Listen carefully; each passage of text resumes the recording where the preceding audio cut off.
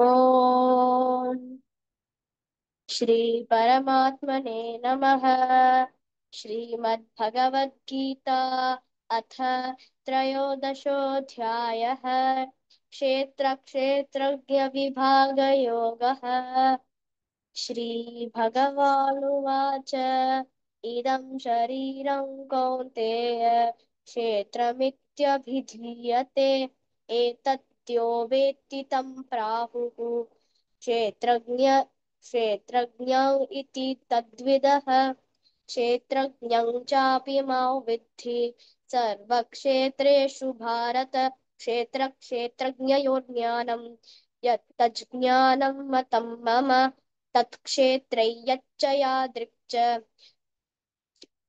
या यद्विकारित यद्विकारियतश्च यत् स च यो यत्प्रभावश्च तत्समासेन मे शृणु।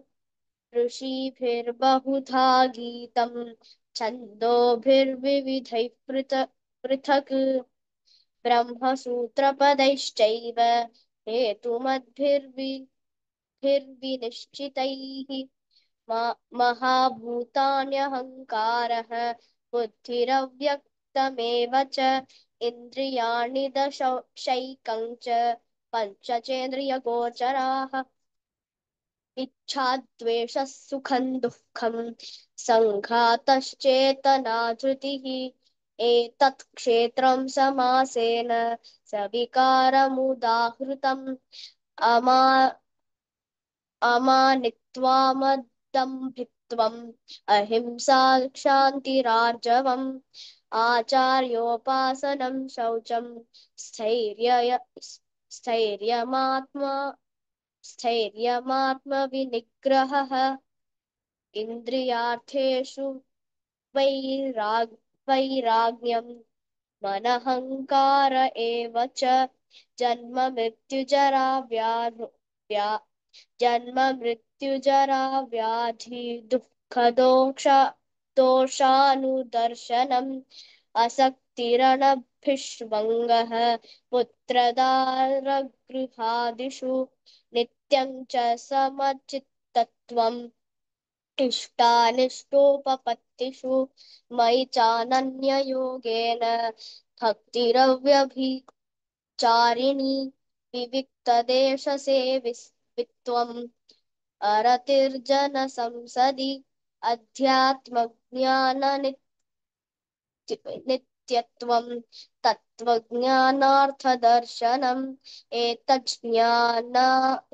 एतज्ज्ञानमिति प्रोक्तम् अज्ञानैर्यदतोऽन्यथा ज्ञेयं यतत् प्रवक्ष्यामि। यज्ञात्वामृतमश्नुते अनादिमत्परं ब्रह्म न सतन्नासदुच्यते। सर्वतः पाणिपादं तत् सर्वतोक्षिशिरोमुखम् सर्वतः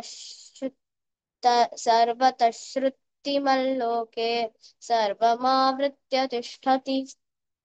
सर्वेन्द्रियगुणाभासं सर्वेन्द्रियविवर्जितम् असक्तं सर्वभृच्चैव निर्गुणं गुणभोक्तृ च बहिरन्तश्च भूतानाम् अचरं चरमेव च सूक्ष्मत्वात् तदविज्ञेयम्।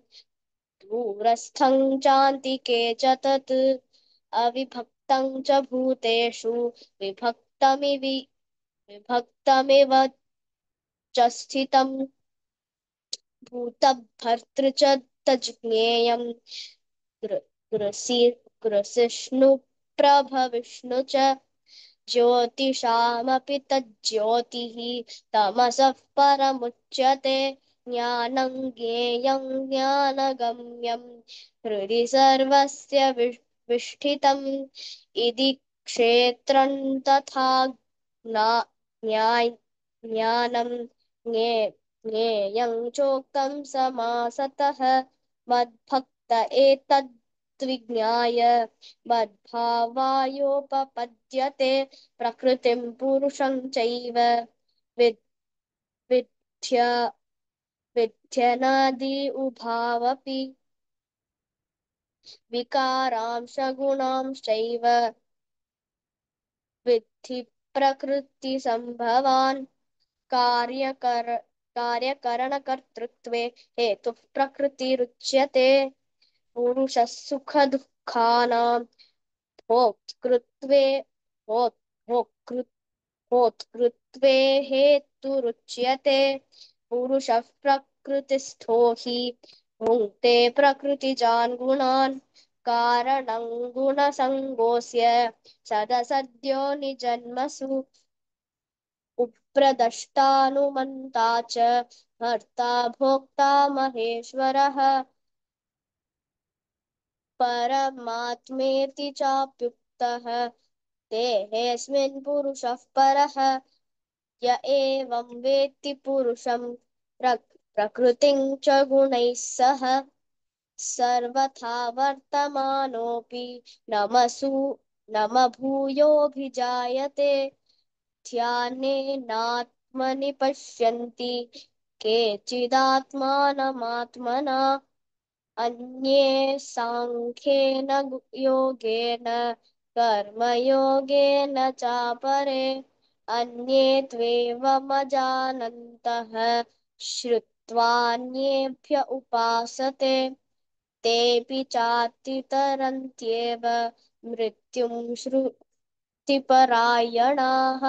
यावत् सञ्जायते किञ्चित् सत्त्वं स्थावरजङ्मम क्षेत्रक्षेत्रज्ञसंयोगात् तद्वि तद् तद्विद्धि भरतर्षभ समं सर्वेषु भूतेषु तिष्ठन्तं परमेश्वरं विनश्यत् विनश्यत्स्व विनश्यत्स्व विनश्यन्तं यः पश्यति स पश्यति समं पश्यन् हि सर्वत्र समवस्थितमीश्वरं न हि नस्त्यात्मनात्मानं ततो याति पराङ्गतिं प्रकृत्यैव च कर्माणि क्रियमाणानि सर्वशः यः पश्यति तथात्मानम् अकर्तारं स पश्यति यदा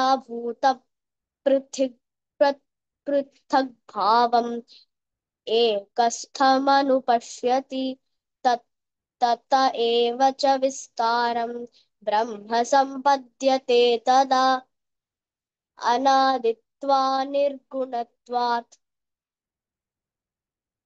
परमात्मायमव्ययः शरीरस्थोऽपि कौन्तेय न करोति न लिप्यते यथा सर्वगतं सौक्ष्म्यात् आकाशन्नोपलिप्यते सर्वत्रावस्थितो देहे तथात्मानोपलिप्यते तथा प्रकाशयत्येकः कृत्स्नल्लोकमिमं रविः क्षेत्रं क्षेत्री तथा कृत्स्नं प्रकाशयति भारत क्षेत्रक्षेत्रज्ञयोरेवम् अन्तरं ज्ञानचक्षुषा भूतप्रकृतिमोक्षं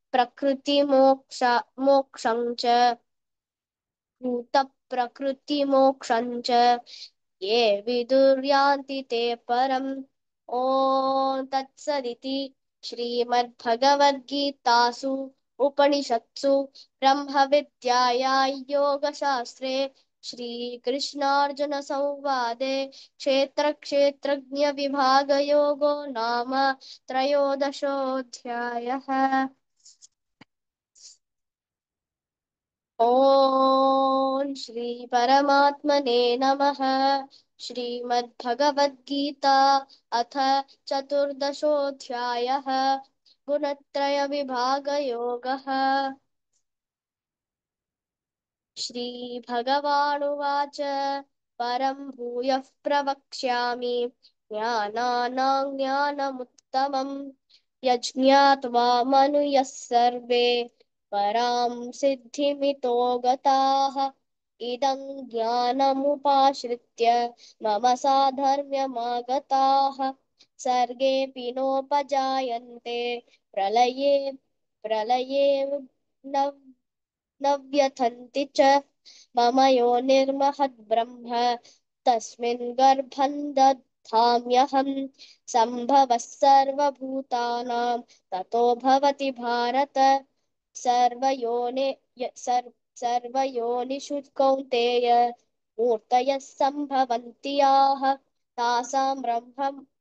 तासां ब्रह्ममहद्योनिः अहं बीजप्रदः पिता सत्त्वं रजस्तम इति गुणा गु- गुणाः सत्त्वं रजस्तम इति गुणाः प्रकृतिसम्भवाः निबध्नाति महाबाहो देहे देहिनमव्ययम् तत्र सत्त्वं निर्मलत्वात् प्रकाशकमनामयम् सुख सुखसङ्गेन बध्नाति ज्ञानसङ्गेन चानघ रजो रागात्मकौ विद्धि तृष्णासङ्गः समुद्भवम् तन्निबध्नाति कौन्तेय कर्मसङ्गेन देहिनम् तमस्त्व तमस्त्वज्ञानजौ विद्धि मोहनं सर्वदेहिनं प्रमादालस्य निद्राभिः तन्निबध्नाति भारत सत्त्वं सुखे सञ्जयति रजः कर्मणि भारत ज्ञानमावृत्य तु तमः प्रमादे सञ्जय प्रमादे सञ्जय प्रमादे सञ्जयत्युत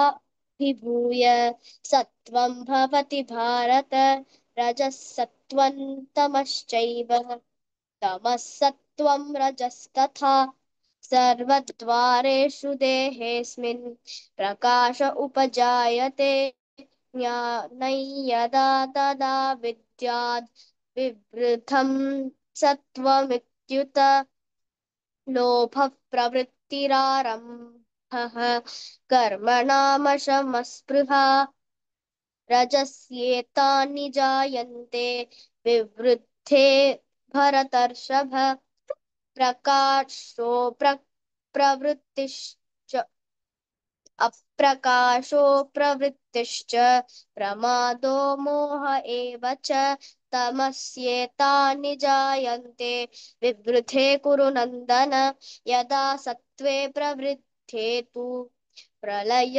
प्रलय याति देहभृत् तदोत्तमविदाल्लोकान् अमलान् प्रतिपद्यते रजसि प्रलय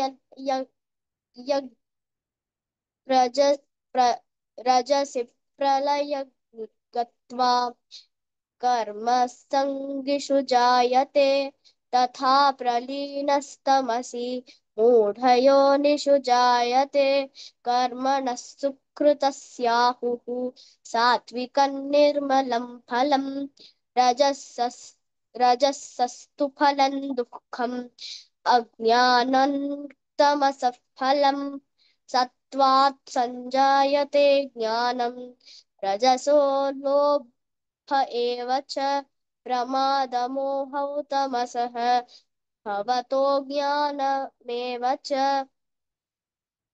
ऊर्ध्वं गच्छन्ति सत्त्वस्थाः मध्ये तिष्ठन्ति राजसाः जघन्यगुणवृत्तिस्थाः अधो अधो गच्छन्ति तामसाः नान्यं गुणेभ्यः कर्तारं यदा दृष्टान्नुपश्यति गुणेभ्यश्च परौ वेत्ति मद्भावं सोऽधिगच्छति गुणानेतानतीत्यत्रीन् देहि देहसमुद्भवान् जन्म मृत्युजरा दुःखैः विमुक्तोऽमृतमश्नुते अर्जुन उवाच कैर्लिङ्गैस्त्रीन् गुणानेतान् अतीतो भवति प्रभो किमाचारः किमाचारः कथं चैतान्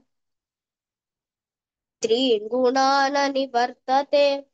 श्रीभगवानुवाच प्रकाशं च प्रवृत्तिं च मोहमेव च पाण्डव न द्वेष्टि वृत्तानि निवृत्तानि न न निवृत्तानि काङ्क्षति उदासीनवदासीनः गुणैर्यो न विचाल्यते गुणा वर्तन्ति इत्येव योऽवतिष्ठति नेङ्गते समदुःखसुखः स्वस्थः समलोष्टाश्मकाञ्चनः तुल्यप्रिया प्रियो धीरः तुल्यनिन्दात्मसंस्तुतिः मानापमानयोस्तुल्यः तुल्यो मित्रारिपक्षयोः सर्वारम्भपरित्यागी गुणातीतः स उच्यते मां मां च यो व्यभिचारेण भक्तियोगेन सेवते सगुणान् समतीत्यैतान् ब्रह्मभूयाय कल्पते ब्रह्मणो हि प्रतिष्ठाहम् मृतस्याव्ययस्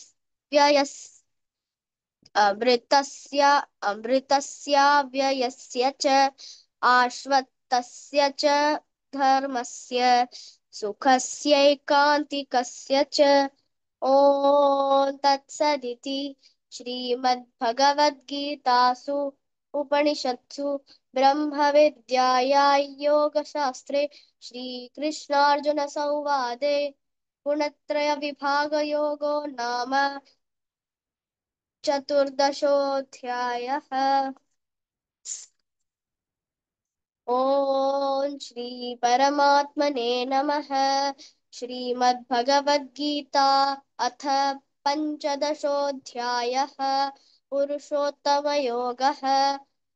श्रीभगवानुवाच ऊर्ध्वमूलमथ शाखम् अश्वत्थं प्राहुरव्ययम् छन्द छन्दंसि यस्य पर्णानि यस्तौ वेद स वेदवित् अधश्चोर्ध्वं प्रसृतास्तस्य शाखाः गुणप्रवृद्धा विषयप्रवालाः अधश्च मूलान्यनुसन्ततानि कर्माणुबन्धीनि बन्धीनि मनुष्यलोके न रूपमस्येह तथोपलभ्यते नान्तो न चादिर्न च सम्प्रतिष्ठा अश्वत्थमेनं सुविरूढमूलम् असङ्गशस्त्रेण दृढेन चित्वा ततः ततः पदं तत् ततः पदं तत्परिमार्गितव्यम् यस्मिन् गता न निवर्तन्ति भूयः तमेव चाद्यं पुरुषं प्रपद्ये यतः प्रवृत्तिः प्रसृता प्र, यत् यत्तः प्रवृत्तिः प्रसृता पुराणी निर्माणमोहा जितसङ्गदोषाः अध्यात्मनित्या विनिवृत्तकामाः द्वन्द्वैर्विमुक्ताः सुखदुःखसङ्गैः गच्छन्त्यमूढाः पदमव्ययम् तत् न तद्भासयते सूयः न शशाङ्को न पावकः यद्गत्वा न निवर्तन्ते तद्धाम परमं मम ममैवांशो जीवलोके जीवभूतः सनातनः मनःषष्ठानीन्द्रियाणि प्रकृतिस्थानि कर्षति शरीरे यदवाप्नोति यच्चाप्युत्क्रामतीश्वरः गृहीत्वैतानि संयाति वायुर्गन्धानि वाशयात् श्रोत्रं चक्षुस्पर्शनं च रसनं घ्राणमेव च अधिष्ठाय मनश्चायं विषयानुपसेवते उत्क्रामन्तं स्थितौ वापि भुञ्जाना भुञ्जानौ वा गुणान्वितं विमूढानानुपश्यन्ति पश्यन्ति ज्ञानचक्षुषः यतन्तो योगिनश्चैनं पश्यन्त्यात्मन्यवस्थितं यतन्तोऽप्यकृतात्मानः नैनं पश्यन्त्यचेतसः यदादित्या यदादित्यगतं तेजः जगद्भासयतेऽखिलं यच्चन्द्रमसि यच्चाग्नौ तत् तत्तेजो विद्धि मामकं गामाविश्य च भूतानि धारयाम्यहं मोजसा पुष्णामि चौधिः पुष्णामि पुष्णामि चौषधिः सर्वाः सोमो भूत्वा रसात्मकः अहौ वैश्वानरो भूत्वा प्राणिनां देहमाश्रितः प्राणापानसमायुक्तः पचाम्यन्नं चतुर्विधम् सर्वस्य चाहं हृदि सन्निविष्टः मत्तस्मृतिर्ज्ञा मत्तस्मृतिर्ज्ञानमपोहनं च एतैश्च सर्वैरहमेव वेद्यः वेदान्तकृद्वेदविदेव चाहं द्वाविमौ पुरुषौ लोके क्षरश्चाक्षरौ एव च क्षरः सर्वाणि भूतानि कूटस्थोऽक्षर उच्यते उत्तमः पुरुषस्त्वन्यः परमात्मेत्युदाहृतः यो लोकत्रयमाविश्य बी- बि- बिभर् बिभर्त्यव्यय ईश्वरः यस्माक्षरमतीतोऽहम् अक्षरादपि चोत्तमः अतोऽस्मि लोके वेदे च प्रथि प्रथितः पुरुषोत्तमः यो मूढः जानाति पुरुषोत्तमम् स विभजति मां सर्वभावेन भारत इति गुह्यतमं शास्त्रम् इति इदमुक्तं मयानघ एतद् बुद्ध्वा बुद्धिमान् स्यात् कृतकृत्यश्च भारत ॐ तत्सदिति श्रीमद्भगवद्गीतासु उपनिषत्सु ब्रह्मविद्यायां योगशास्त्रे श्रीकृष्णार्जुनसंवादे पुरुषोत्तमयोगो नाम पञ्चदशोऽध्यायः।